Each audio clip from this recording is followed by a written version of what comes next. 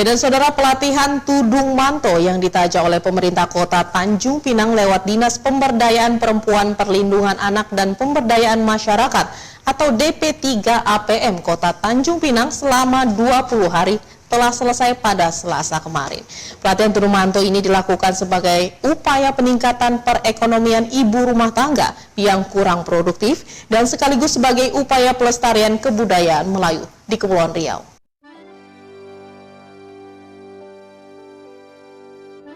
Sekilas mengenai tudung manto dikutip dari laman resmi Kementerian Kebudayaan dan Pendidikan, Direktorat Kebudayaan Kemendikbud.go.id. Tudung manto telah ada sejak masa pemerintahan Sultan Abdul Muayyad Shah yang pernah memindahkan ibu kota kerajaan Melayu Johor Riau ke Pulau Lingga pada tahun 1618. Hasil penelitian juga menyimpulkan bahwa tudung manto baru ada pada masa pemerintahan Sultan Sulaiman Badrul Alam Shah tahun 1722 hingga 1760. Pada masa ini, pusat pemerintah Kerajaan Melayu Johor Riau berada di Hulu Riau. Tudung manto merupakan kelengkapan pakaian adat perempuan Melayu Dayak Lingga, berupa kain tipis penutup kepala yang terbuat dari berbagai jenis kain seperti ceruti, sifon, dan kain sutra dengan warna tertentu seperti kuning, hijau, merah, hitam, dan putih yang dipakai pada acara tertentu seperti acara pernikahan dan hari besar. Pada zaman Kerajaan Riau Lingga dahulu, tudung manto yang dipakai oleh istri raja berwarna kuning, keturunan Syarifah dan Tengku menggunakan warna hijau, sementara masyarakat awam menggunakan warna hitam dan putih. Dalam adat Melayu, tudung manto dipakai dengan baju kurung dan kain samping. Kemudian tudung manto dikenakan di atas jilbab.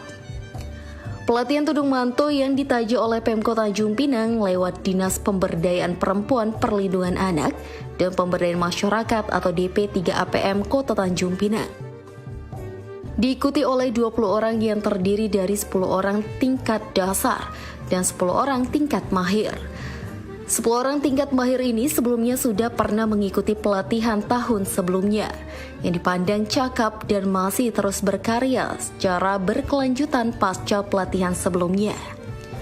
Kepala DP3 APM Kota Tanjung Pinang, Rustam, menyebutkan pihaknya sengaja memilih tudung manto sebagai pelatihan berkelanjutan karena DP3 APM melihat tudung manto memberikan nilai tambah yang cukup tinggi. Dari bahan senilai kurang lebih Rp500.000 bisa dijual hingga Rp3 jutaan. Hal ini menjadi alternatif bagi ibu rumah tangga yang tidak bekerja. Kemudian karena tudung manto menjadi cabang kebudayaan Melayu yang pernah berkembang pada zaman dahulu, maka pelatihan ini dapat dipandang sebagai upaya pelestarian budaya daerah. Lebih lanjut, Rustam juga menyebutkan permintaan pasar kerajinan tudung manto yang masih sangat tinggi dan menguatnya peranan Lembaga Adat Melayu atau LAM mulai dari tingkat provinsi dan hingga tingkat kecamatan memberikan andil yang besar. Permintaan membawa souvenir yang khas yang bernilai tinggi dari Tanjung Pinang. Ya, nanti di galeri atau outlet kita itu nanti kita akan tempatkan petugas yang memahami ya seluk-beluk tudung manto ini, karena pada setiap desain yang dibuat oleh para perajin itu memiliki satu filosofi tersendiri ya, dan tidak semua orang boleh memakai. Jadi ada filosofi dari tiap-tiap desain itu. Nah, filosofi dari setiap desainnya itulah yang nanti akan kita tuliskan ya, nanti kita akan cetak dan kita taruh di kemasan tudung manto ini, sehingga nanti para pembeli itu mereka membeli yang tahu kira-kira apa sih filosofi dari barang yang dipakainya, apakah untuk silaturahim atau kewibawaan atau keanggunan, keeleganan barangkali itu, sehingga nanti mereka lebih tertarik, lebih berminat ya untuk beli, karena tidak hanya sekedar barang tapi ada filosofi dan sejarah yang melekat ya Pak ya. Yang melekat pada tudung manto yang dibeli. Tanjung Pinang yang merupakan daerah pariwisata dan ibu kota Provinsi Kepri, maka DP3APM Tanjung Pinang melihat peluang tersebut untuk memberdayakan ibu-ibu rumah tangga menjadi pengrajin. Sebab penghasil tudung manto dari Kabupaten Lingga yang berjumlah kurang lebih 20 orang belum bisa memenuhi permintaan dari Tanjung Pinang. Menurut Jamisa, pelatih atau narasumber pelatihan tudung manto yang sengaja didatangkan dari Kabupaten Lingga, ada 21 motif yang diakui oleh Dinas Kebudayaan Kabupaten Lingga. Namun tidak semua motif tersebut terpakai. Hanya beberapa saja, di antaranya awan larat dengan bermacam-macam model. Makna awan larat sendiri adalah silaturahmi yang tidak putus-putus. Motif-motif tudung manto sudah ada sejak zaman Kerajaan Melayu Lingga. Namun motif yang sekarang ini dimodifikasi lagi agar lebih indah namun tidak lari dari motif yang lama. Yang sering dipergunakan di antaranya motif awan lagat bagian luar, untuk tabur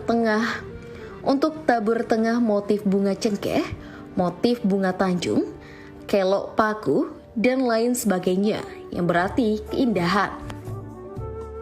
Kalau tudung manto itu sebenarnya banyak sekali sih motif. Kalau untuk sementara waktu sudah diakui di Kabupaten Lingga itu sebanyak 21 motif ya. Tapi motif yang dipakai saat sekarang tidak semua 21 motif itu yang terpakai. Terus satu motif itu contohnya awan lagat itu bermacam-macam model dinamakan awan lagat itu. Jadi makna dari awan lagat itu, judulnya awan lagat, maknanya silaturahmi yang tidak akan pernah terputus sama sekali sampai kapanpun. Iya. Jadi Bu, motif-motif ini sudah ada dari sejak lama ya Bu ya, atau memang modifikasi atau diciptakan pada zaman sekarang atau baru-baru ini? Tidak, motif manto ini sudah motif yang sudah lama dari zaman Kerajaan Melayu Lingga kemarin memang sudah ada. Tapi oleh sekarang dimodifikasi lagi supaya lebih indah, tidak lari dari yang lama juga. Untuk tingkat terampil atau mahir, pengerjaan satu lembar tudung manto bisa mencapai 10 hingga 15 hari untuk motif yang simpel. Sedangkan untuk motif yang rumit bisa mencapai 20 hingga 25 hari. Tudung manto akan lebih bagus dikerjakan oleh satu orang karena pengerjaan tangan setiap orang berbeda-beda meski sudah tingkat mahir. Sementara bahan kelingkan dan benang emas yang digunakan untuk menghias tudung manto dapat diperoleh dari Singapura. Sebab di Indonesia sendiri belum tersedia bahan dengan kualitas premium. Hal ini menyebabkan nilai jual tudung manto menjadi lebih mahal. Para peserta pelatihan tudung manto tingkat mahir mengaku telah menguasai beberapa motif dan teknik pengerjaan tudung manto. Usai pelatihan tahap 1 yang digelar tahun lalu, mereka mandiri telah berhasil mendapatkan pesanan dari berbagai pihak, baik lewat DP3APM Tanjung Pinang maupun secara pribadi. Di rumah tetap produksi karena ada permintaan juga kan, tidak dibikinkan.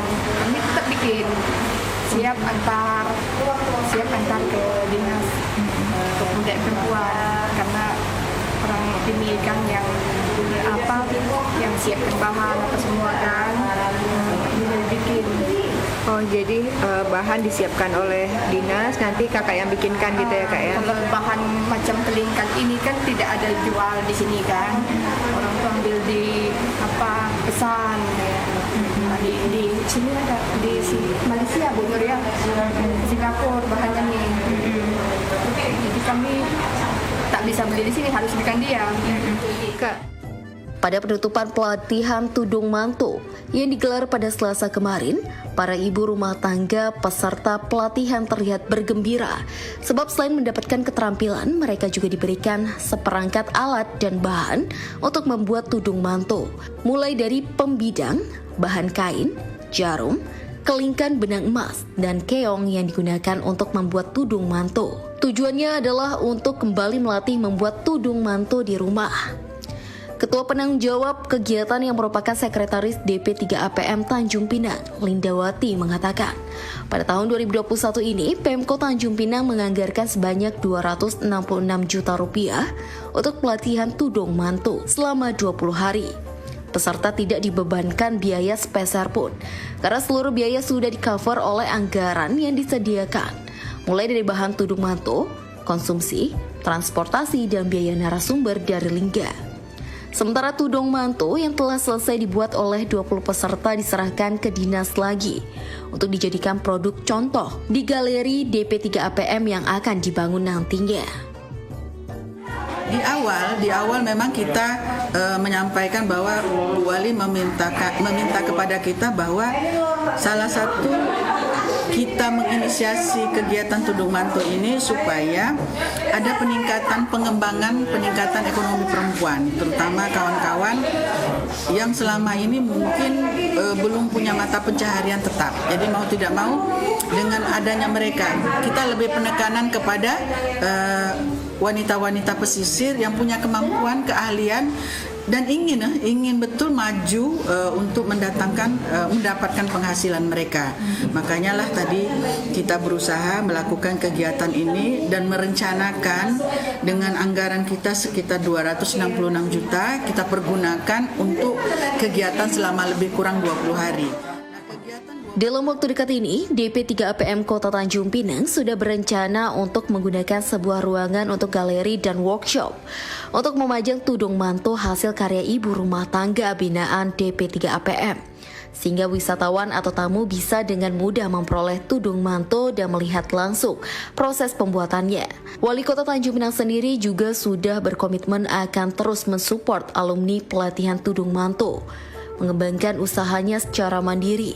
Di samping para alumni terus berjejaring agar bisa maju bersama-sama, namun dengan tidak melupakan guru tudung manto dan penemu dari Kabupaten Lingga.